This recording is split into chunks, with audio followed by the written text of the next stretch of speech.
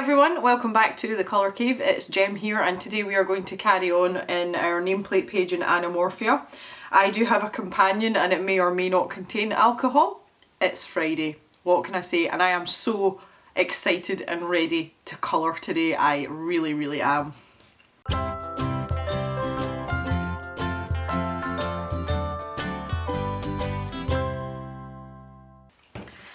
I've done a little bit of planning. Better put that out of the road just in case anything drastic happens. Yeah, I've done a little bit of planning. I had to do a bit of toing and froing to decide what I was going to do next. Now, as you can see, I have finished off the background and it is looking very delicate, which is exactly what I was after.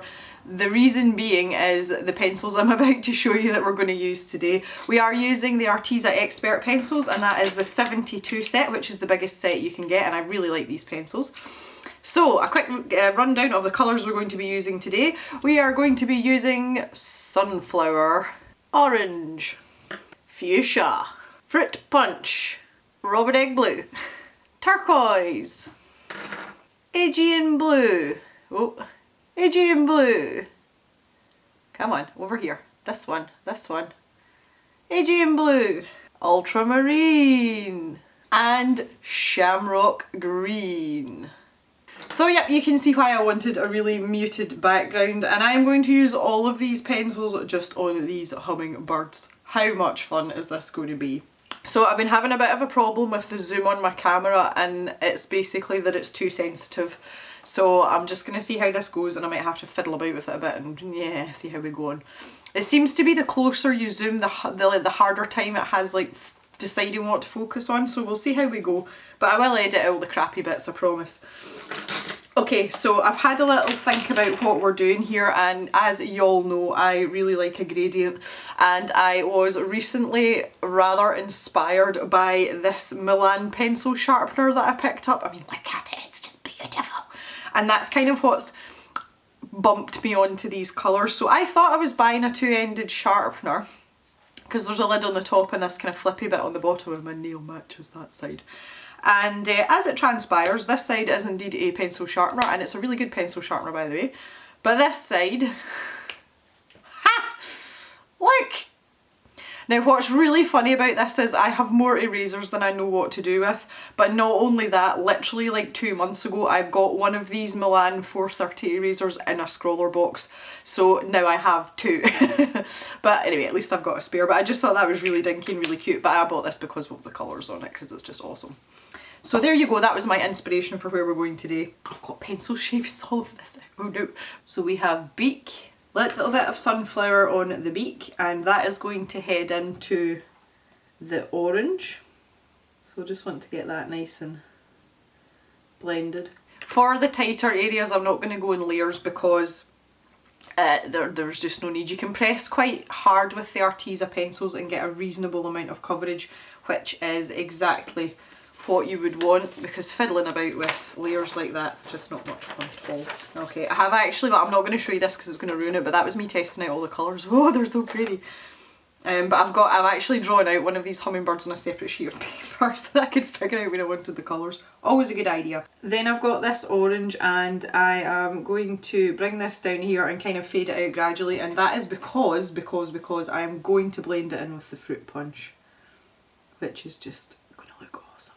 Now because this is a larger area, I am going to do this in layers because I want to get these colours really vibrant. There just wasn't much point up here at the beak because it's tiny. Just by alternating between the two, bringing these layers together over the top of one another, we're going to get a really nice blend there. Now my sole aim with this is to have these colours as vibrant as possible. You know the way you would do if you put down like a gajillion layers of Prismacolor pencils and you got that really thick, rich colour? That is what I'm going to try and achieve with these. So I'm just going to keep going with these layers of pencil until the paper refuses to take any more. And I'm really pleased with that already. Okay, yeah. Now I'm going to use the same combination on the bellies of some of these creatures, but I just feel like this one's kind of side on, so you can't really see his tum-tum very much. but it might be like under his chin a little bit. So let's try and do what I was going to do down here. So for the kind of stomach area down from under the neck, I'm going to start with this fruit punch. This is probably the worst bird to demonstrate this with because there's so little. And I'm going to head into the fuchsia.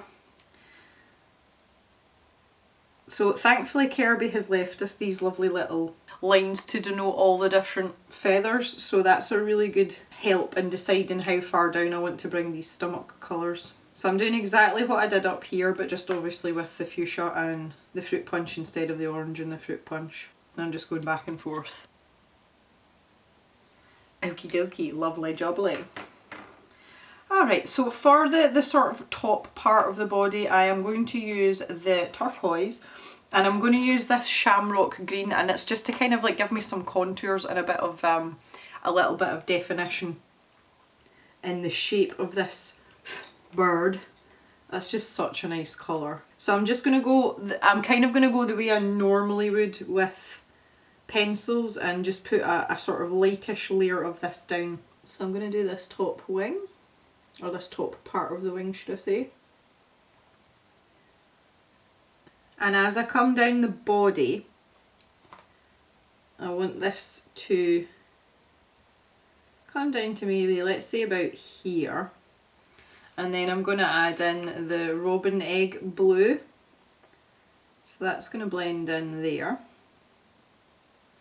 And then as I come down into these tail feathers, I'm going to have the Aegean blue. So you can see how I'm just mapping out my colours here. I'm not actually doing any proper colouring for this part until I've got everything down. And then at the very bottom I'm going to have this ultramarine, which is quite a dark sort of purpley blue colour. And I'm going to do the same thing on the wings as well. On the underside of the wings. On these outer part of the wings I haven't really kind of got that far with the thought process yet. Also I'm just going to add in his little yellow feet while I'm here because that's a teeny tiny area. But again I want this to, you can understand why I picked the background that I did. Okay, so now that I've got a rough idea of those colours being mapped out, I'm going to go back to my turquoise and just get a little bit more of that down on the areas that I want it. I suppose this is like kind of like his armpit. So to about here. And we'll get some more going along here. That again, that's quite a tight space. You could probably press quite heavily and just put one layer down and that would do it. And then get a little bit of the shamrock green in. So I just want to stick that in around where the little Kerby creature's hand is. It's going to be very subtle, but that's all we need. We don't need a lot of definition here. There we go. So I can carry on down with this turquoise here. And I'm not actually blending it in with the fruit punch. Wow, that looks really bright, that orange on the camera. Ooh. I'm not going to blend that in with the fruit punch, and I'm really more just letting it sit side by side. They're going to cohabit peacefully. And then as I come down here, I'm going to grab my robin egg and start to really work that as well. Now I'm not pressing hard, but I am going over each area multiple times. And that's what's going to give you the vibrancy with these types of pencils. And I am so impressed, honestly, for the price of these pencils, I am so impressed with them. I really like them. I just wish they came open stock. That's my only complaint, but apparently that might be in the pipeline, so we can remain hopeful. So now I've got my Aegean blue, and I'm just going to blend in the ultramarine while I'm there as well. So I have been so ready to colour like all day. I really have. I have had such a long ass day with work. One of the things that I promised myself when I decided to become self-employed, which was a number of years ago, the one thing I promised myself is that I would always finish early on a Friday, because when I worked a traditional job, and especially a 9 to 5 job, I always found myself really lethargic on a Friday afternoon and just wishing for once that my boss would say, hey, it's Friday, finish early. And it never happened. So I promised myself that being self-employed, you are in charge of yourself. You have to be a big girl, and you set your own hours, and I promised myself that I would allow the luxury of finishing early on a Friday, and I have more or less stuck to that. But today I had so many things going on. I'm just using the same pattern as I have for the tail feathers, and I'm doing that for each of these wing sections. And today I was still working at like 5 o'clock, and that's just not conducive to a happy gem, especially knowing that I'm going to come and film colouring videos. I know what I'd rather be doing. So I was a little bit, not annoyed today, but just I was so ready to colour. So I'm really glad that I'm here, and I've been looking forward to this for most of the day, because then I get to hang out with you guys too, which is cool. Man, work sucks. Being an adult sucks. Whose idea was this? Okay, this is actually looking prettier than I thought it would. I wasn't expecting it to look this pretty. I don't know if I'm going to try and squeeze in that gradient down here, because we are a little tight for space. I think I'm just going to bump up the robin's egg in this section. Blend it in with that turquoise, because it does blend well with the turquoise. And I'll maybe start sneaking in... That's the wrong pencil. Oh god, nearly made a mistake already while I just started. I'll start sneaking in the Aegean blue here. Yeah, this was a better idea. And then I can, as these tip feathers get longer, I can start to add in the other colours as well. That's good. Yeah, so if any of the people I work with try and schedule it like a meeting or a conference call for a Friday afternoon, I just say I'm unavailable, I'm busy. I'm like, nope. I am the master of my destiny, therefore I will not work till 5 o'clock on a Friday. It's good fun. You do have to be very self-motivated though if you're going to be self-employed, especially when you're working from home. And the problem that I find I have no problem with motivation to actually work, and I like to be a productive person. My problem is that when I take a break, the first thing I do is go, oh look, there's the fridge. I have got so fat since I've like solely been working from home. And it's just because I'm in far too close proximity to the fridge. It's terrible. I also drink way more tea than I used to, and I drank quite a lot of tea to start with, so that's quite disturbing also. Okay, I think I'm going to stick with the shamrock and the turquoise for this wing, you know, because it's the back side or the outside of the wing. I don't know how you want to describe that. But I'm just going to go straight shamrock down in here. There isn't a huge difference between the colour of these two pencils. You could actually go the next shade down, and I can't remember what it is. I'm just going to look it up. Oh, okay, there isn't the next one down. Well, that's a problem. No, there actually isn't. You would have to go from oh, helps if you're in shot. You'd have to go from shamrock either down into like this ocean blue, which I think's too blue, or you would have to go to something like basil or emerald, and that just doesn't appeal to me at all, so we'll just stick with shamrock. That'll be fine. Yeah, so we'll just stick with the shamrock, I think. I can maybe even pop in a tiny splodge of the Aegean blue over the top of that, just to darken down where I want it darkened down, if that makes sense. Yeah, that's exactly what I'm going to do. I would really like tickle of this though. No going crazy. Yeah, that's better.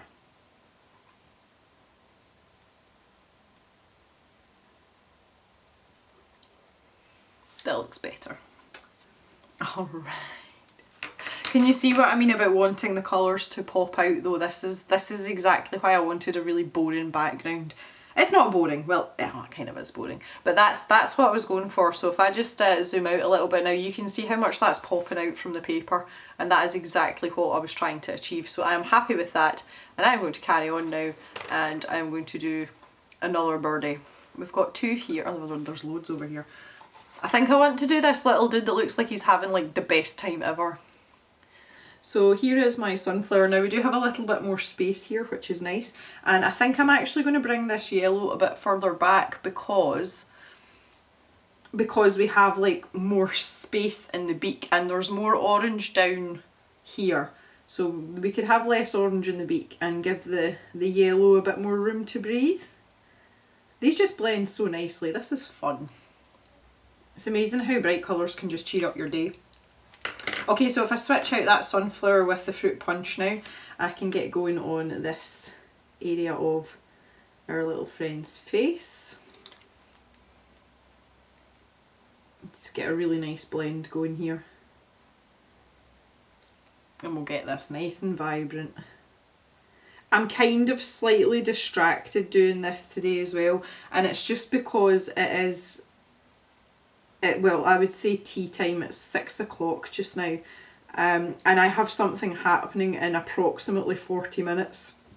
But it is not guaranteed that it will definitely be in 40 minutes. So do you know, that way I've got one ear on the door of the cave and the other ear trying to pay attention to what, you know, what I'm doing and what's in front of me. So I may have to nip off. Obviously it's not going to affect the video, you guys aren't going to see it, so you know, it's no great loss to you, but I will have to disappear at some point. So round here, Kerby's left these kind of feather marks, but they go right under the chin, so I think I'm going to take that opportunity to have this distinct, like, separate area where the belly technically is, and I'm going to bring it right down sort of under here. So if you remember, that was the fruit punch and the fuchsia. So let's just map out the colours again. So here's our fuchsia, and I think I'll bring the fuchsia down here, and then I can try and blend the tail feather colours, you know, a bit further down. So we'll see how that goes. I very rarely use colours this bright in such a sort of offensive combination. But I really just wanted to take advantage of this and, you know, really stretch out these pencils to see what they can do, because other than sort of playing about with them, I've not actually used them for anything.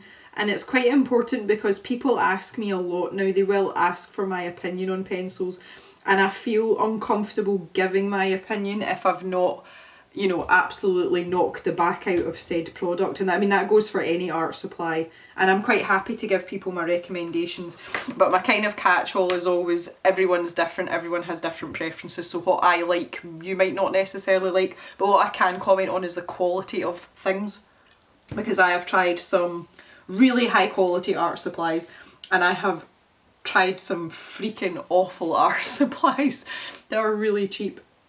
Okay, so we've got like a definite line here for these tail feathers, so I'm just going to use that to my advantage, and I'm just going to start with the robin egg blue. I don't know why, but I find that really awkward to say, robin egg blue. Yes, I'm just going to start that. That's like a defining line all the way around there, so that makes it nice and easy to sort of compartmentalise. Good grief, that's a big word for Friday. You know, these tail feather colours. I kind of get the feeling that the robin egg blue it gets kind of lost. I think because it's just a bit more delicate. Like even there you can hardly see that I've put any of it down. So I'm going to have to try and work this a bit more. There we go, we're getting somewhere. That's pretty good. Some of this in here, and then I'm going to just stick in my ultramarine again at the bottom. I have to say I'm actually really glad that it is one of these chatty colouring videos that I'm filming today, because I have not one, not two, but 3 massive cold sores on my lips, and it looks as if someone's punched me in the mouth. Now, for those of you who have never had a cold sore, never suffered with cold sores, congratulations, well done. I'm not bitter, honest. Honestly, you don't realise how lucky you are. They're not life-threatening, they're not life-changing. They are very, very painful if you get them in certain places, and you're also incredibly infectious. So not only are you sore, feel slightly ugly, but you're also like a social leper as well, because you can't kiss anyone or, you know, use the same towels as anyone else.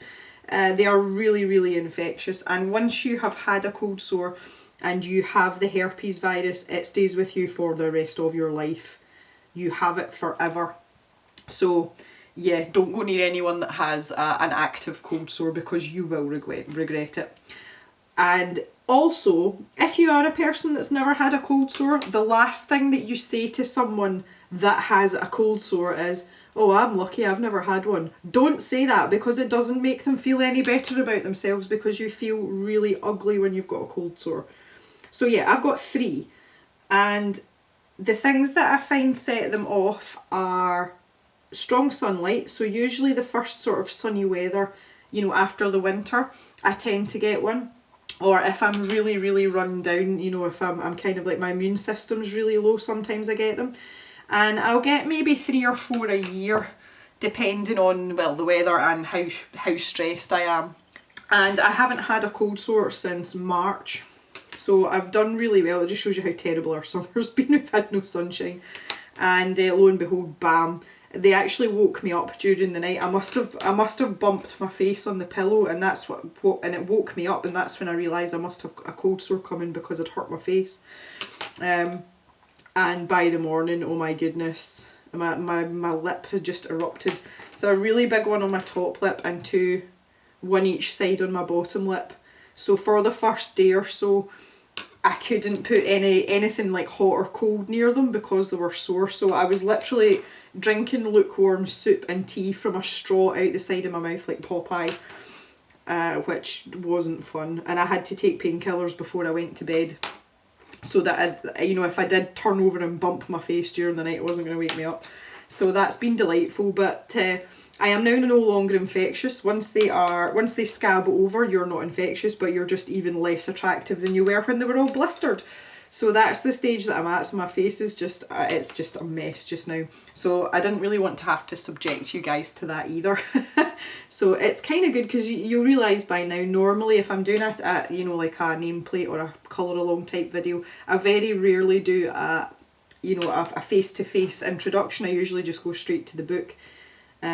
So yeah, kind of glad that's happened. I'm feeling a bit better. I'm feeling a bit less miserable about them today, because they're just not quite as sore now, which is nice.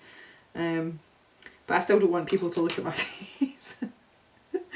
Mr. Jem was looking at them the other night, and he was looking to see how they were healing, but do you know that way, he was just staring at my mouth, and I was like, stop looking at me. I don't want you to look at me. It's funny. Okay, those tail feathers are really pretty. I really like that. And this instantly puts the song into my head about shaking your tail feathers, and that's going to stay there forever. That's going to be there the whole weekend. But guess what? It's going to be in your head too. Okay, turquoise, let's go. Come on and let me see you shake your tail feathers. How much do you guys love me right now? Okay, let's get this down. I'm experimenting with a new mic setup today as well, and I just want to see how it's going to do with the sound quality. So if it's terrible, don't worry, it won't be staying like this. But if it's good, then well, we're all winners, aren't we? Oh, I was gonna try and put a wee bit of robin egg blue in there, but do you know what? I'm just not going to. I think it's fine the way it is. I do want to have this shamrock in here though. And do the feet as well, just while I'm here. Poor little feeties. Oh, little feeties. Yeah. And then I can go back to my turquoise and start to build up some layers. I think these are definitely now, if someone was to say to me, you know, I've got a few quid to spend on a set of coloured pencils, but I can't afford Prismacolors, especially if you're in the UK. In fact, no, especially if you're outside of the US, full stop, because they're expensive everywhere else. Yeah, so if someone maybe couldn't afford Prismacolors but still wanted a half decent set of coloured pencils, I think I would recommend these all day long, because I'm really enjoying them. They are still quite soft, and I noticed that because, and I'm just going to show you this as well, again, just for anybody that's curious or whatever. I'm not zooming out though, because I'm going to mess up my autofocus situation. The Sage pencil, which was one of the ones I used on the background, and this is the only place that I've used this pencil, is considerably shorter than an unused one, and that is literally the background of one page. So that doesn't really bode well for longevity. Someone else also warned me of this when I got them, but the writing is actually starting to, come on. The writing, you can see it there, is starting to wear off the pencil already, and that pencil has literally been in my hand to do this background and nothing else, so that's a little bit concerning as well. That's my only criticism though, but I think I'm going to go through, if I use these pencils regularly, I think I'm going to go through this set pretty quickly, and I'm not prepared to buy an entire second set just for the sake of, you know, maybe 2 or 3 pencils that I'll use more than others. Green ones, I'm looking at you. So that's just something to take into consideration, but I think for a light user, you know, for maybe somebody that colours once or twice a week, I would definitely say that they are worth the cash for sure. They are a really nice pencil. And as I say, there has been rumblings that they're going to bring out open stock. Now, they were never going to do that off the bat, you know, to begin with, because they would want to see if their pencils are going to sell and how well they're going to sell before they, you know, they start doing something like that. And they've done really well so far. I mean, Arteza, all you have to do is go onto Amazon, and the Arteza stuff is everywhere. And if you go onto the Arteza website, there's like a gajillion products. So I think they've done quite well in making a name for themselves, and there does seem to be a really good price and quality balance in their items. Now, I haven't tried anything else of theirs, but as I say, just from using these pencils, I am suitably impressed. Okay, let's go back to our wings. I've lost a pencil, there it's there. Go robin egg in here, because it's very small. Very small. And with these ones, put a little bit of robin egg down. I'm sick of saying robin egg. How many times have I said that already? I'm only like half an hour into this video and I'm like, robin egg, robin egg. Can you make a drinking game out of this video? Oh jeez, I shouldn't be encouraging drinking of alcohol. So yeah, I'm trying to think what else has happened since the last video. I still haven't driven my new truck, apart from back from the dealership. I got insurance for it, and it's a bit more complicated because a pickup is classed in the UK as a commercial vehicle. So you can't just go onto any old, you know, insurance website and get the insurance the way you would with car insurance. It's usually listed under van insurance because it's considered to be a commercial vehicle. Anyway, trying to tell a story, not getting anywhere. I used one of these comparison sites, and you know, just to try and get the sort of cheapest quote, because they can start charging you silly money. And one of the things is that I don't need my car for business purposes because I work from home. And again, with commercial vehicles that are being used as a private vehicle, one of the things that you can't do on a commercial policy is travel to work, where if you have a normal car insurance policy, commuting to work is covered under your normal, you know, a bog standard policy. So it's a little bit complicated. So anyway, I got this insurance company. The premium was quite cheap, and I thought, right, okay, let's just get this sorted. And I ended up, I had to phone them rather than just do it online, which was fine because I kind of knew that was going to happen, because they do kind of question you. If you're not using a pickup for business, they get kind of suspicious of you and wonder why you've not just got a car. So I always make the explanation that where we are, there's a high chance in the winter that we'll get snowed in. Last time I was snowed in for 4 days. I literally couldn't leave the house or the grounds of the house, let alone the farm, for 4 days. So there's that, and plus having 3 dogs, there's no car that's big enough, you know, that has a boot big enough to fit all 3 of them in. So I went through this exact conversation with this gentleman on the phone, and they were a company based down in the south of England in Essex. And I would wager that that young gentleman I spoke to had never seen a farmyard or a pickup for that matter in his entire life. So he's asking me these questions, and that's no disrespect to anybody from Essex, I don't mean it like that, but this gentleman was, I don't think he was in the right job, shall we say that.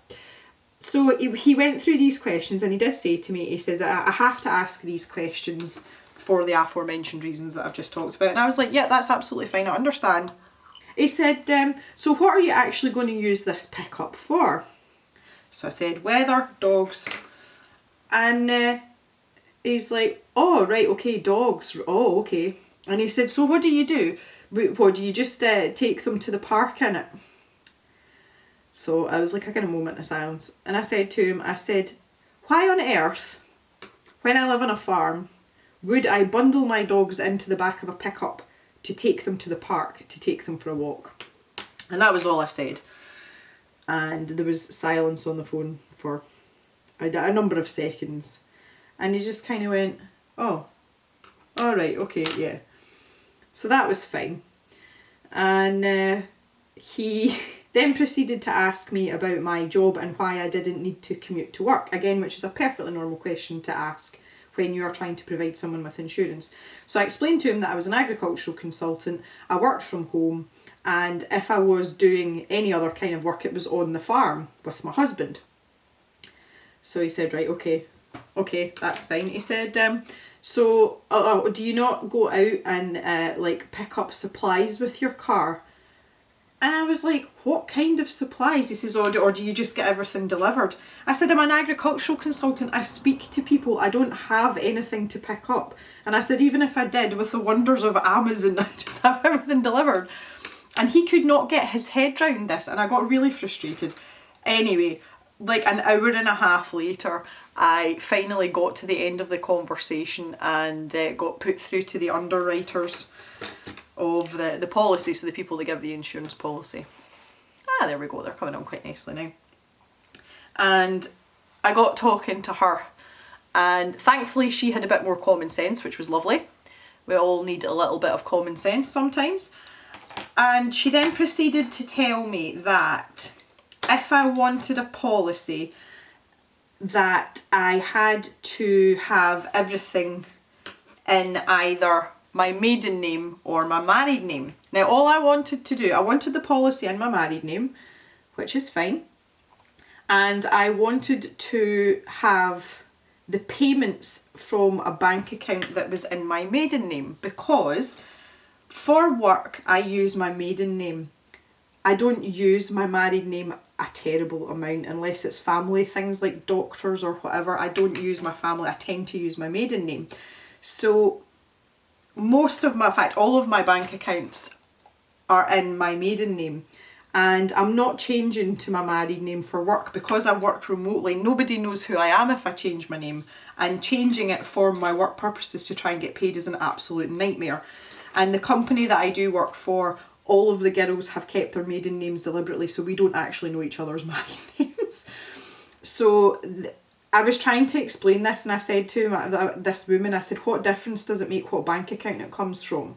Like, you're still getting paid. It's still a bank account that's registered to the same address as the insured vehicle, and the person has the same first name and the same date of birth. What is the issue? Oh, well, that's just the policy that we've got. So I started to get kind of annoyed about it, and I was like, well, can I change it later? And she's like, no. So basically this company, I was being discriminated against because I have chosen to use my maiden name. I even offered to send them a copy of my marriage certificate along with my birth certificate, on top of all the gajillion other pieces of information that they wanted. And she just basically said, nah, we can't insure you. So we got a workaround. I had to get a letter from the electoral register office, which is our local council office, to say, because I'm on the electoral roll in my married name, to prove that I was the same person and that I was living at the address that the car was registered to. So did all that, and that was fine. Got sent the documentation through 2 days later, and if I wanted the no claims bonus discount, because I've got like 9 years no claims, and I wanted it protected and all the rest of it, if I wanted a no claims bonus discount off my policy, which is what had been quoted, I had to provide my proof of my no claims on a commercial policy. And when I saw that, I just absolutely lost the rag. I have never had a commercial car insurance policy, and although a pickup is classed as a commercial vehicle, it is a private insurance policy that I was taking out. So I just phoned them up and I said to them, I said, look, you didn't explain this to me. If I'd known that, I wouldn't have wasted your time, I wouldn't have wasted my own time, but are you telling me that I can't provide you with my private proof of no claims and you can transfer that over onto this policy that you're giving me? No, I can't do it because it's a commercial vehicle. And I was like, right, well, just tell me how much it's going to be to cancel. I was still within a 14-day cooling off period, thankfully. Lost my deposit, which was £60, and I was just like, no, I'm done. I am absolutely done. So I thought this could be a total and utter nightmare, and I might have just made a road for my own back. But just the way that everything was handled and the people I spoke to, it just didn't put a lot of faith in me that they would have my back if I had an accident, and that was just a gut feeling. So I spoke with Mr. Jem and I was like, look, this is the situation, I'm not really very happy, and he was like, just go and get insurance somewhere else. So I'd cancelled it. I phoned a more well-known insurance company, and it just so happens that their call centre is in Glasgow, and I have never been so happy to hear a Glaswegian accent in my entire life. And I spoke to two very nice gentlemen, one called Lee and one called Liam, and I asked them all the questions, all the things that had come up as hurdles with this other company. I double checked as we were going through, and I said to them, I was like, look, I'm not like deliberately trying to be a complete pain in the ass, but this is what's happened. And I was covered, insured, off the phone, credit agreement sorted and everything in 20 minutes. Done and dusted, and they were absolutely fabulous. So there you go, that was my saga of my bloody car insurance. Just so glad to get it over and done with. So I had to have, because I had that break in the policy, I haven't actually driven my truck anywhere yet apart from back from the dealership, which I was insured for, by the by. But it was just like, no wonder people get anxious about things like that, and you know, find it really intimidating to try and sort out things like insurance. But I wasn't having any of it. I really wasn't. Plus as well, many years ago I used to be a manager in a call centre. That was like a different life. And I managed a large number of staff. And I understand how call centres work, and I more specifically understand how insurance works in call centres and how regulated you are. So it's not like it's not like I was being unreasonable. But that company, I don't know how they even claim to be specialists in providing cover for commercial vehicles. So I'm just glad that I'm relieved I made the decision, because I just feel like if something were to happen, it would be a real struggle to get them to pay out. So yeah, there we go. Never mind, these things happen, learned a lesson. And to be fair, see the premium that I'm paying, it's like £1.50 more than that other company, so I've not really lost anything apart from a £60 deposit, but you can't win them all. So my plan this weekend is to go out somewhere in my truck, for the love of God. Get out in it, go and enjoy it. It's really funny though, because it's one of these ones that's it's just got a fob, there's no ignition, and even like climbing into it, because I was kind of like shifting everything over. I've got certain things I keep in the car, and just like sunglasses and all that good stuff, and I found myself fumbling for the key to put it into the ignition to start it up, and it's like, it's just a button you press.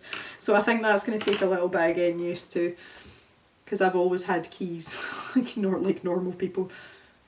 That says kind of weird, and that and the clutch thing as well. I think I talked about in the last video, it's the truck is an automatic. Mr. Jem's truck's an automatic, but I associate driving an automatic with his truck, not my truck. So when I was driving it back from the dealership, I was my foot was floating about in the footwell trying to find the clutch, and I was like, yeah, you don't need the clutch, Jem, it's fine. But again, I think that's just going to take a wee bit of getting used to. That's all fun and games, but at least everything's done and dusted now. I'm kind of glad that we got there eventually. Good grief! It was just epic, and that sucked like 3 hours out my day just trying to sort that out, and like, I've got to work. And they actually tell you when you phoned them, they're like, oh, our busiest times are at lunchtime, first thing in the morning and after 5 o'clock. So if you can call out with these times, you'll get through to someone quicker. I was still on hold for 10 minutes before I actually got through to anyone. Disgraceful. Anyway, right, okay, that's enough ranting. This is a happy place. The cave will be a happy place. Here we go. I've just dispatched the robin egg blue here because I've kind of put a little bit down here. So that'll be plenty, I think. Mr. Jem is out turning the last of our straw for harvest, which I am so super excited about. So I don't know what time he's going to appear at this evening and want fed and watered, but we can deal with him when he comes in. He's actually starting to get a bit of kind of flu symptoms, and it's just because he's been on the go for weeks.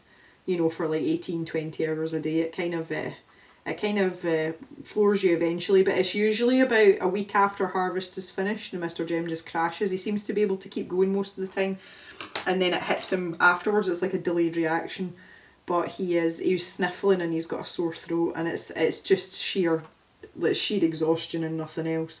So I was giving him a lecture this morning about looking after himself and not staying out too late baling the bales, because the bales will still be there in the morning. But it's back to this same situation. It's the weather. It's to be wet tomorrow, so he needs to get everything baled tonight before it rains. So it's just delightful. But we're nearly there. I can see the light at the end of the tunnel now, and some of you will know, like, I really hate harvest. It's my least favourite time of year. We've also weaned our calves as well.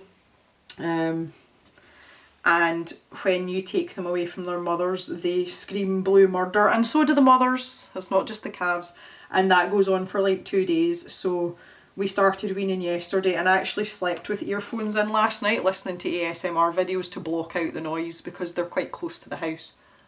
But when you see them, it is absolutely ridiculous. I mean, these calves are like 400 and 500 kilos, so they're nearly half a metric ton. You know, they're not babies anymore, and they're howling and roaring because they've not got their mummies. And the best thing is we keep all the babies together. You know, they're still in the same social groups that they've been in since they were put out to the grass, you know, in the springtime. So they've been with all their friends all this time. And you would think, you know, I understand them crying to begin with because they're separated from their mums. But after like a day and a half, bearing in mind that they're not dependent on their mothers for milk anymore, you would think that they would just chill out a bit and get on with it and just hang with their friends, but apparently not. I'm like, oh god. So that's been the last few nights as well, which it's not helping my sanity. Okay guys, I lost that last little bit of footage there because my memory card was full, so I'm really sorry about that. So I've used exactly the same methods I've been using before. So if we just zoom out a bit more and you can take a look at the entire picture, you can see what I was trying to achieve by getting the colours to pop out from the background, and I'm really pleased with the way this is looking. And what I'm going to do is, I think I'm going to do what I did last time, because the birds are all very similar. I'm going to colour the rest of these off camera, so I've got a couple down this side to do. And the next time we come back, these will all be coloured in. The only thing I will say to you is, if you are following along, just be careful of your colour placement, especially on birds like this where they are in a different pose. So have a think about where those belly colours are going to come in and that kind of thing. And just remember to use your light layers and build up the colour gradually, and you'll get that really nice vibrant colour. Anyway, I hope you've enjoyed hanging out today. I've had really good fun, and I have really enjoyed this just because of the day that I've had. So I want to thank you for listening to my rambling as always. I hope you've enjoyed it, and we shall see you back in the cave on Thursday for another video. Have a good day everyone, and bye for now.